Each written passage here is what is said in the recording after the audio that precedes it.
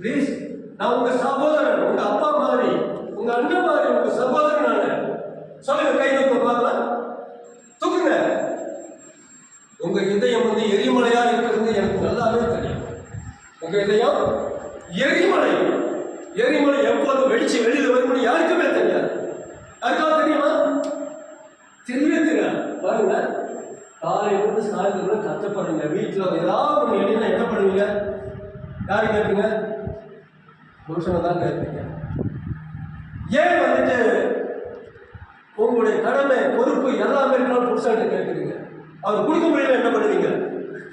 கொடுக்க முடியல என்ன பண்ணுவீங்க? ஒரு சின்ன ஒரு உதாரணம் சொல்றேன். குழந்தை வீர் வீர் வீர் கத்திக்கிட்டு இருக்குது. அவர் வேலைக்கு போயிட்டு வந்தார். ஏண்டி என் பிள்ளைய மார்க்கெட் மாதிரி அடிச்சு போற அப்படின்னு கேட்கிறாரு. அந்த வேணாம் என்ன பதில் சொன்னாரு தெரியுமா?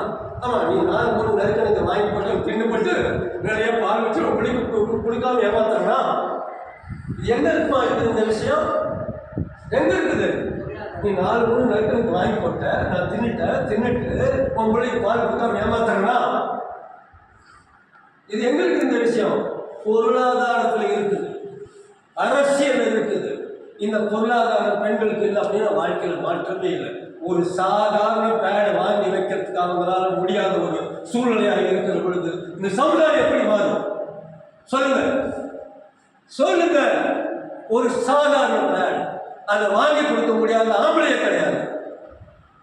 உண்மையா பொய்யா? உண்மையா பொய்யா?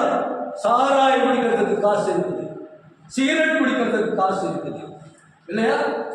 ஆனால் பேடு பெண்களுக்கு வாங்கி கொடுக்கறதுக்கு காசு இல்லை. இருக்கு. சொல்லுவாங்களா சொல்ல மாட்டாங்களா? சொல்லுவாங்க.